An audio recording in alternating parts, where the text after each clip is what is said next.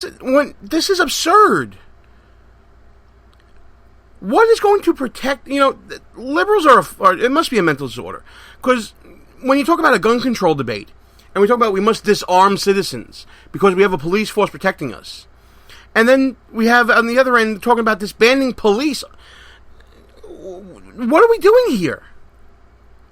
This is not part of a rational discussion about what to do with this problem. If you want to talk about reforming police procedures, okay, I'm open to listening to your ideas. If you want to talk about screening processes for recruiting police, okay, you know what? I'm open to your ideas. If you want new psychological evaluations on a regular period of time, okay, I'm willing to listen to that. If you want to talk about, body cameras on police to see how they're, dispatching their duties to the public, okay, great. How do you want to do that in a way that doesn't, to violate people's rights and, Big Brother storing the videos and all that stuff? I'm willing to have that discussion. But when your starting point is to say disband the police and come up with a community policing program, you know what I hear when I hear community policing program? I think of a ghetto life where you have communities policing themselves based on subjective standards for what that community thinks is right, wrong, decent, indecent, etc. There should be no such thing. If we're all an equal people, if we all should be treated equally, a community standard is a no-go.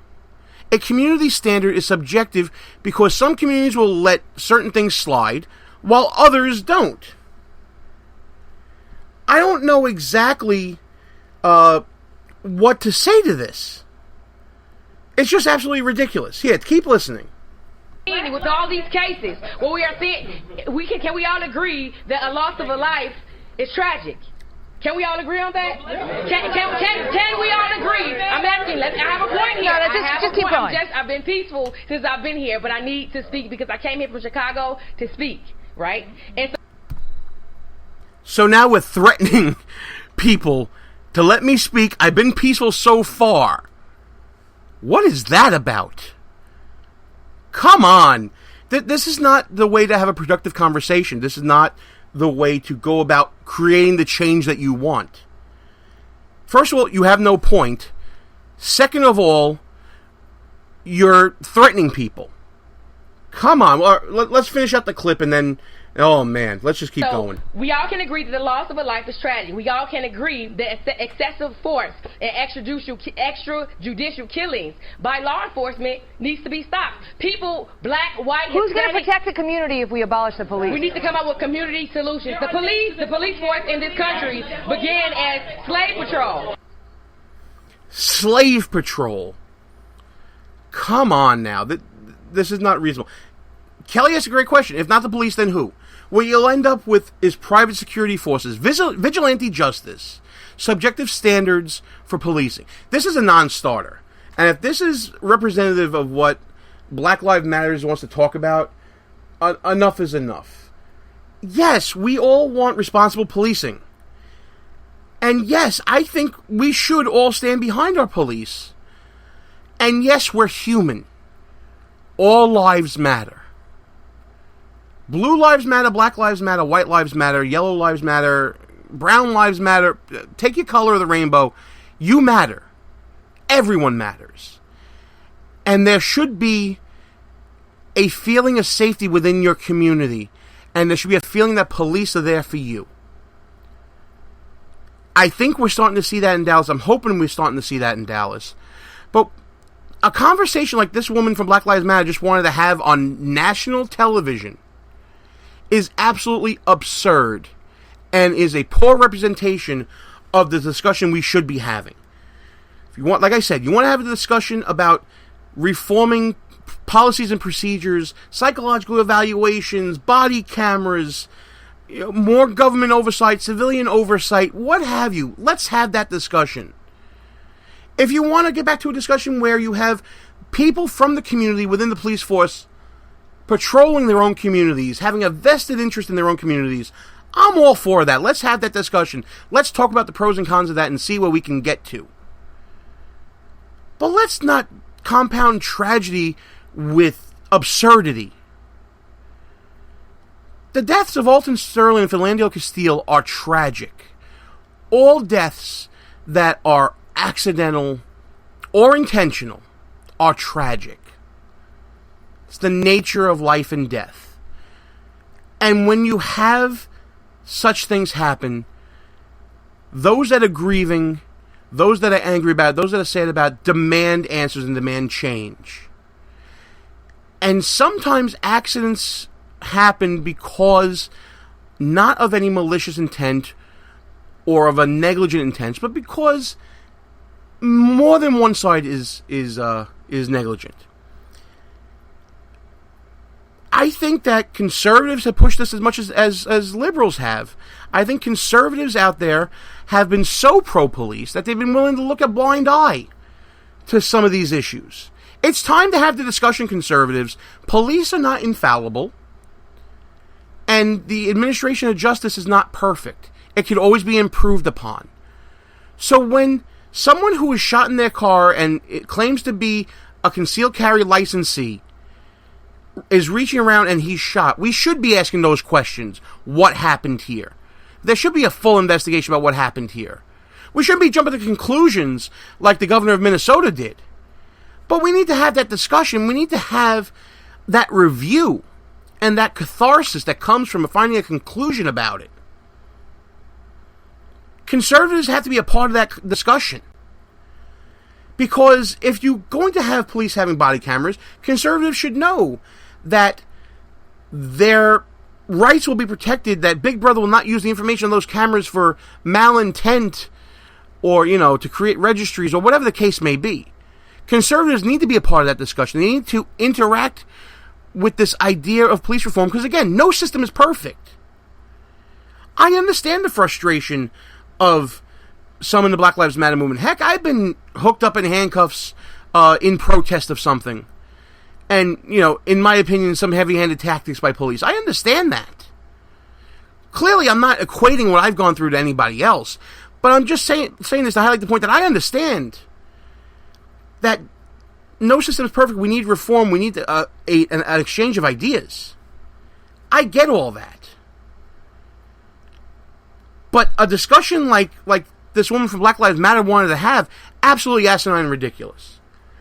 I hope we continue the discussion on this show, and I hope that we continue looking for these type of ideas, and we keep striving to become better than what we are today, and to make sure that accidents or negligence such as this, should they turn out to be negligent acts, don't happen. And I pray that we find nothing intentional, because if that does happen, I'm scared we're going to see more incidents like Dallas.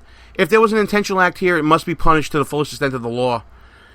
But I don't want to see what happened in Dallas ever again. Last week was one of the worst weeks in our nation's history for our own morale and our own self-view as Americans.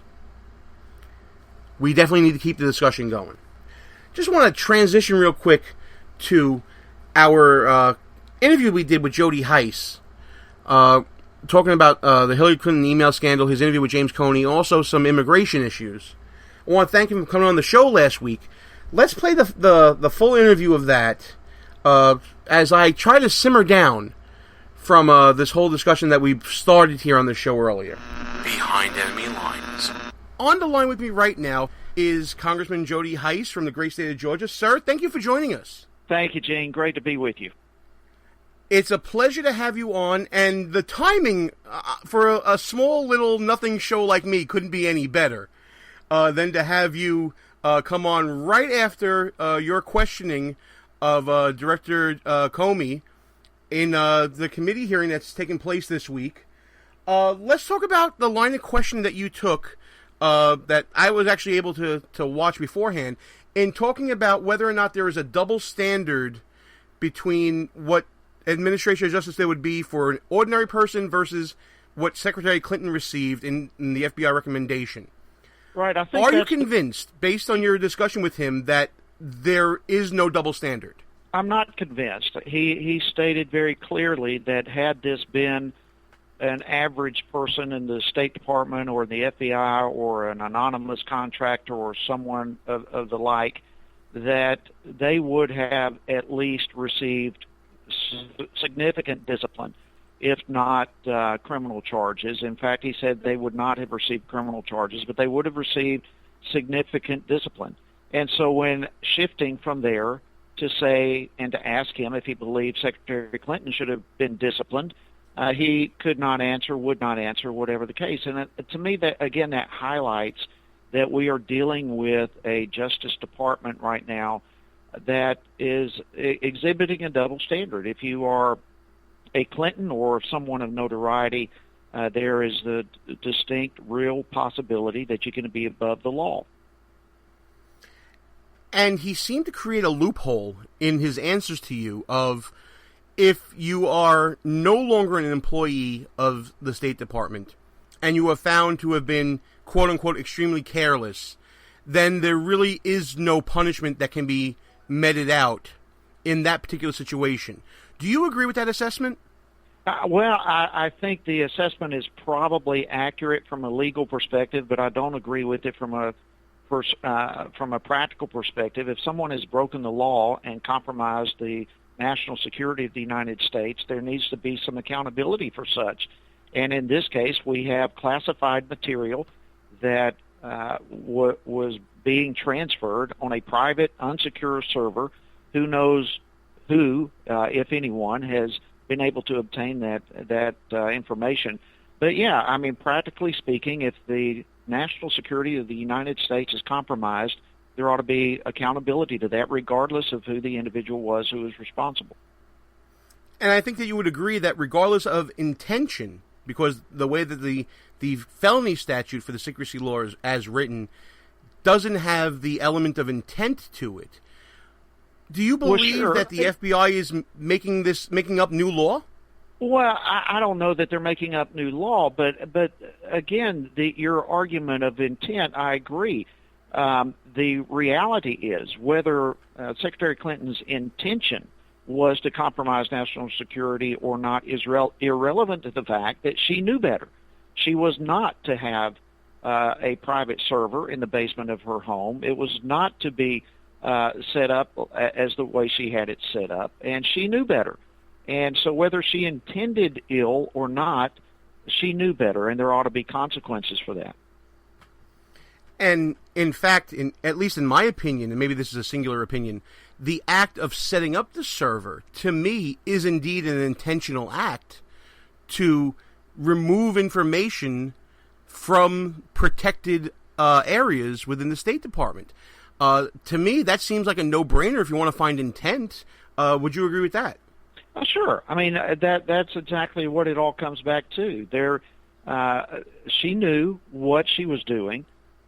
She was, even in the director's own words, she was at least extremely reckless in this. Her behavior was extremely careless, and she should have known better. In fact, she did know better.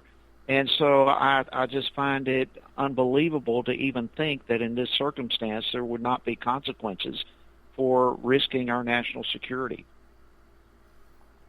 Okay, thank you very much for those up-to-the-minute comments.